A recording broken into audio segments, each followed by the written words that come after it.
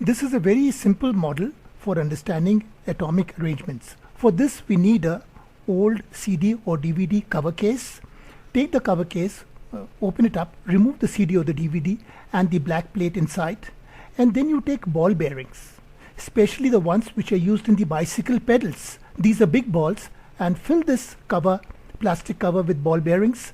Shut the lid, take sticky tape and seal all the four sides with sticky tape so that none of the balls can fall off.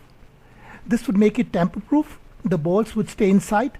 Then you take this cover and you keep rotating it, and you will find that many of the atoms, how the atoms are arranged inside a whole material, how there are fault lines at times.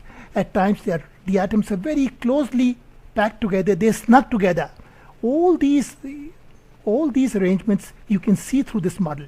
All you need to do is to keep turning it, keep tapping it, and every time the balls would arrange. Now this is a very close packaging of all the atoms. At places you can see fault lines, you can see that there are white gaps in between, which indicates the fault. Here is a very simple, low-cost way of understanding as to how atoms are arranged.